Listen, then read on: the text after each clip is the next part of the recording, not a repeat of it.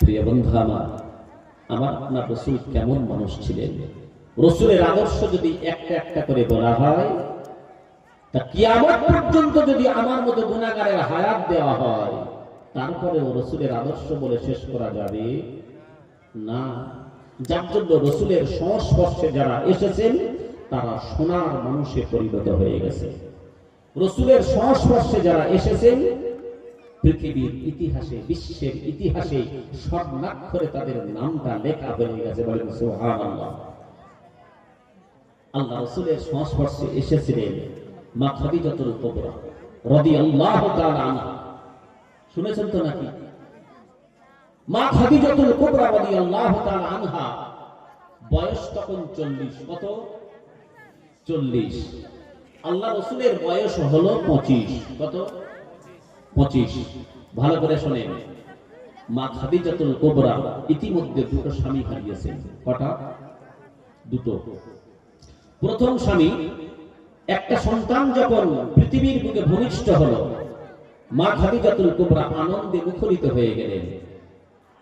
2 বছর বয়সে সন্তানটাকে আল্লাহ পাক তুলে দিলেন। মা খাদিজার মনটা বড় খারাপ। আবার আল্লাহ পাক মা খাদিজার গর্ভে সন্তান দিলেন, সন্তান ভূমিষ্ঠ হলো। দ্বিতীয় সন্তানের জন্মের খুশিতে মা খাদিজাতুল কুবরা প্রথম সন্তানের হারানোর বেদনা ভুলে গিয়েছে। কথা বুঝতে পারছেন? মা খাদিজাতুল কুবরা রাদিয়াল্লাহু তাআলা আনহা প্রথম সন্তান হারানোর বেদনা, দ্বিতীয় সন্তান যখন আল্লাহ পাক দিলেন, মা খাদিজাতুল কুবরা প্রথম সন্তান হারানোর বেদনা মন থেকে এক প্রকার মুছে দিলেন। আল্লাহর কি ইশারা দেখেন বন্ধু আমার, আল্লাহর লীলা খেলা বড় বোঝা বড় দেয়।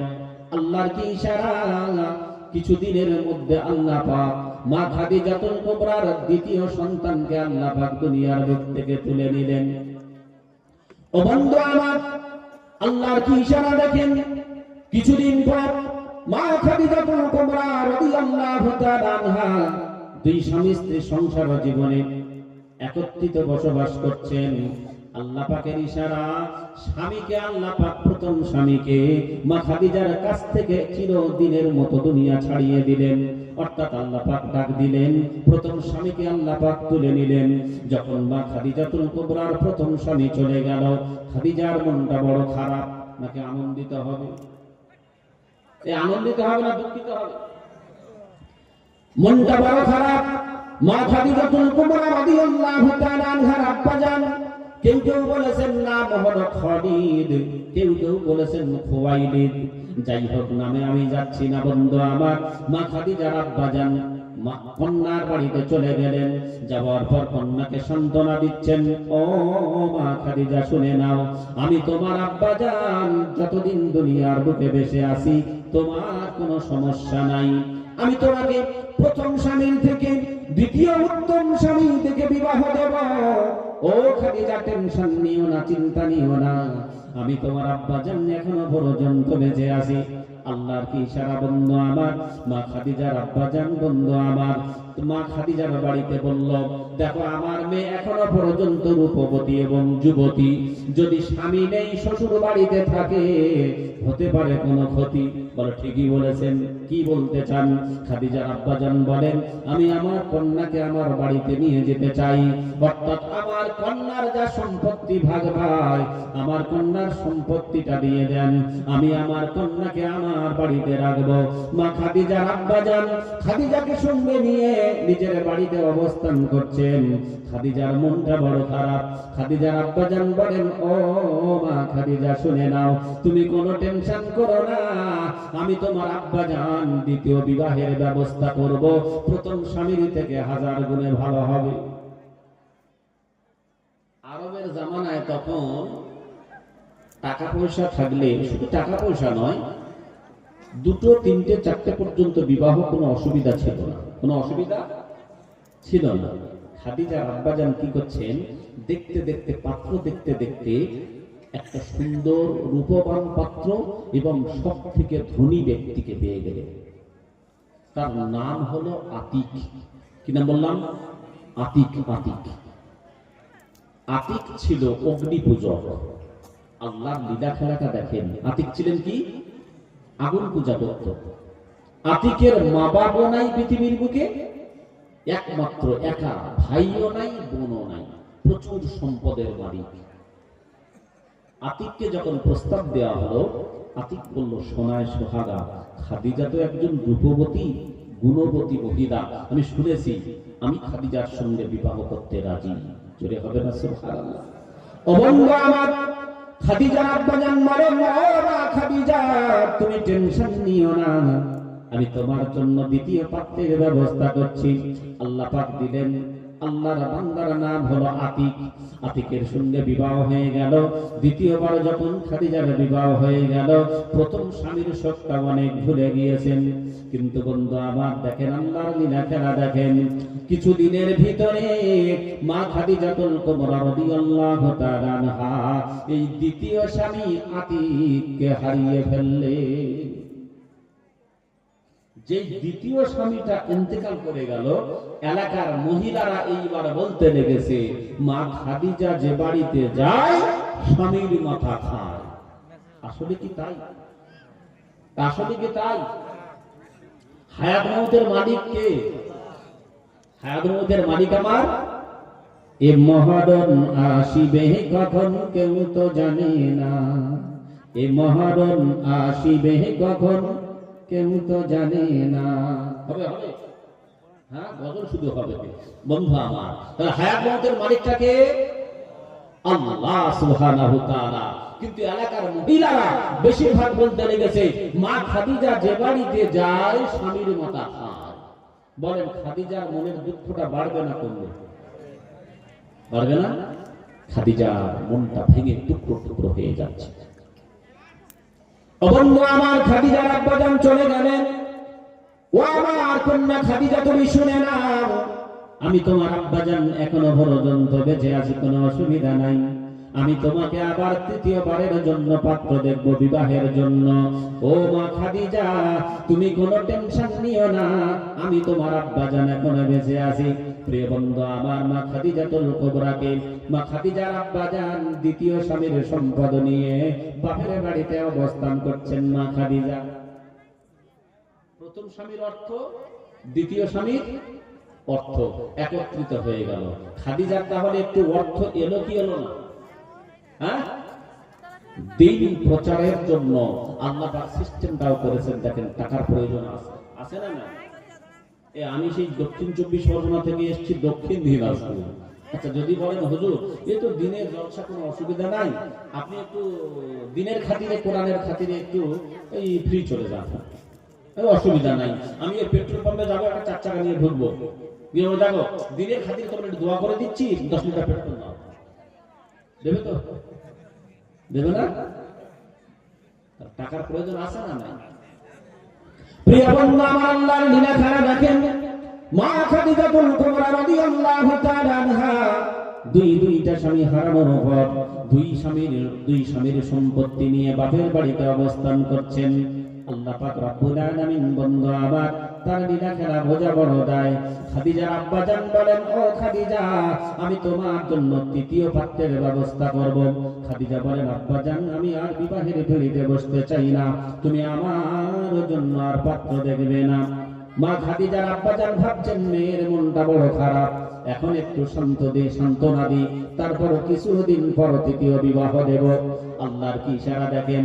এইরকম ভাবে দিন যেতে যেতে মা খাদিজার একমাত্র ভাই, নাম হলো তার আওয়াম।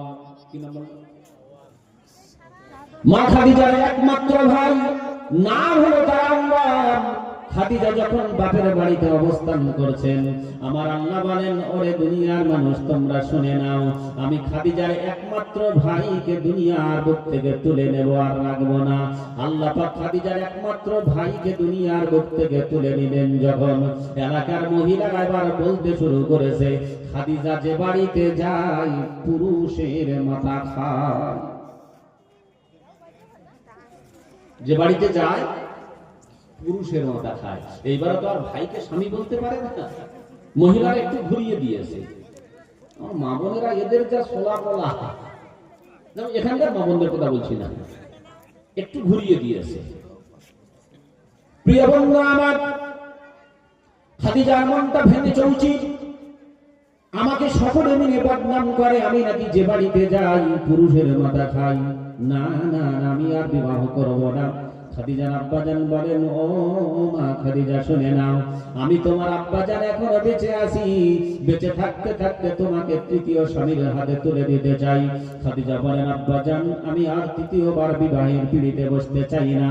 ও আব্বাজান শুনে নেন, আমি আপনার বাড়িতে অবস্থান করতে চাই। খাদিজার আব্বার ব্যবসা ছিল, আপনারা জানেন কি জানেন না? খাদিজার আব্বাজানেরও ব্যবসা ছিল, খাদিজার বাপের বড় ব্যবসা ছিল। আর খাদিজার বাপের ব্যবসার ম্যানেজার ছিল আল্লাহ রাসূলের চাচা, নাম হলো তার আবু তালেব। কি নাম বললাম? আবু তালেব, আল্লাহ রাসূলের চাচা, খাদিজার আব্বাজানের ব্যবসার ম্যানেজার। খাদিজার আব্বাজান বলেন, কন্যা শুনে নাও, তোমার জন্য আমি তৃতীয় বিবাহের ব্যবস্থা করব, আমি চলে যাব, তোমার দেখার কেউ থাকবে না।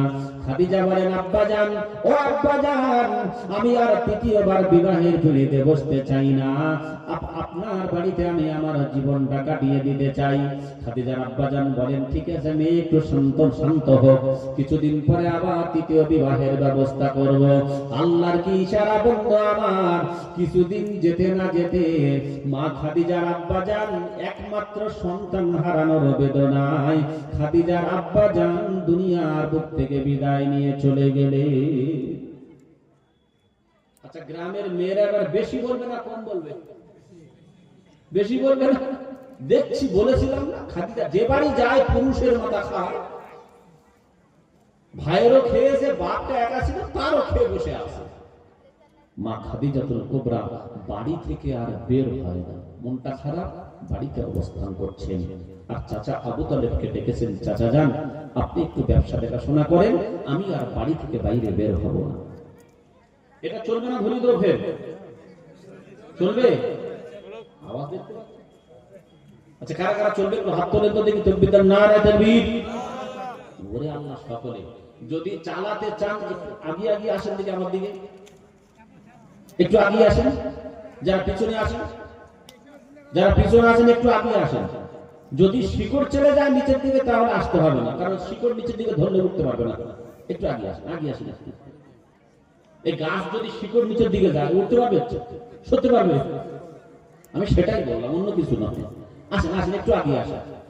ও বন্ধু আমার, মা খাদিজাতুল কুবরা রাদিয়াল্লাহু তাআলা আনহা মনটা বড় খারাপ, বাড়ির ভিতর থেকে বের হয় না। আল্লাহর কি ইশারা বন্ধু আমার, মা খাদিজা বলেন, ওরে আমার চাচা জান, আপনি শুনে নেন আবু তালেব, আমার মনটা বড় খারাপ।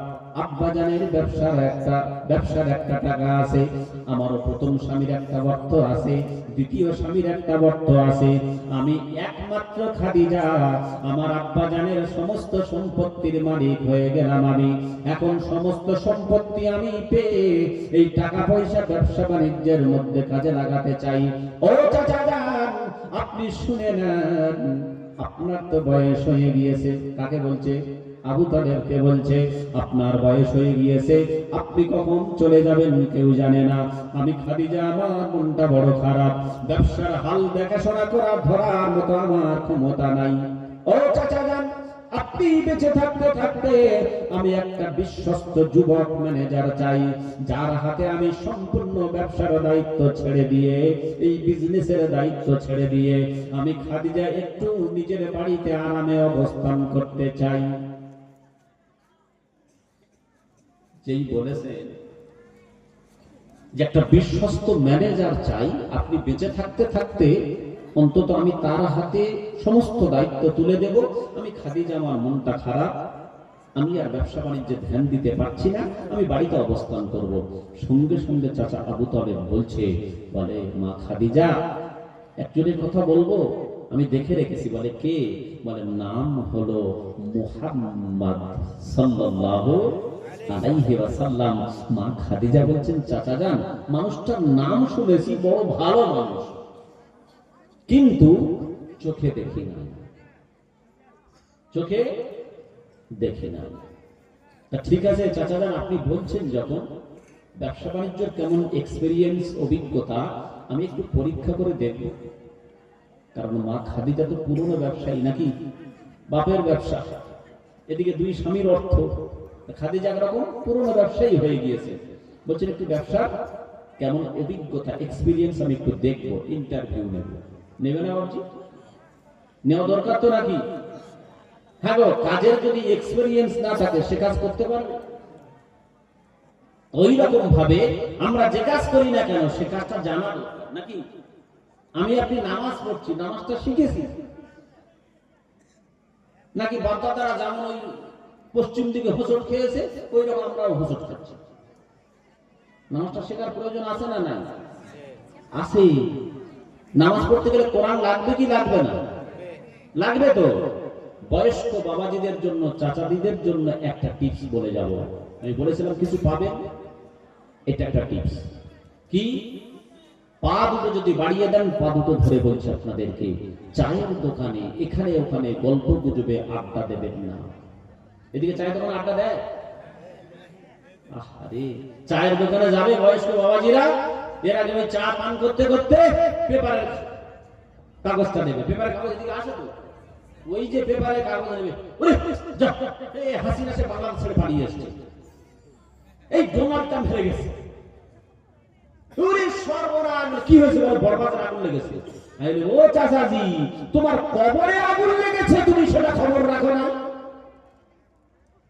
তুমি বড়বাজারে আগুন লেগেছে সেই খবর রাখতেছো, তোমার কবরে আগুন লেগেছে দেখো। নামাজ পড়ছেন, নামাজ পড়তে গেলে কমসে কম 4টে সূরা লাগে তো, লাগে কি লাগে না? সূরা ইখলাস জানে না, সূরা ফাতিহা জানে না, বাংলায় মুখস্থ করেছে। নামাজ হচ্ছে তো? নামাজ হচ্ছে? মুসলমান বাপদাদার কাছ থেকে হোসন খাওয়া শিখে এসছি পশ্চিম দিকে, প্রত্যেক রাগাতে দুটো করে কভার ঠেকতে হয়, ওই ঠুকে শুনে চলে আসছি। ওই নামাজ আপনার মুখে ছুঁড়ে মারবে, মুখে ছুঁড়ে মারবে।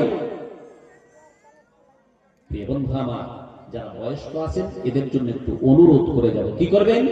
চায়ের দোকান সময় দেবেন না। আপনারা শুনেছেন না, মাদ্রাসার ছাত্র তলেবে ইলম তাদের পায়ের তলাতে ফেরেশতারা ডানা বিছিয়ে দেয়, শোনেননি? বন্ধু আমার, ওটা তো হাদিস শরীফ, ঠিক আছে, হাদিসের ব্যাখ্যা হলো এটাই।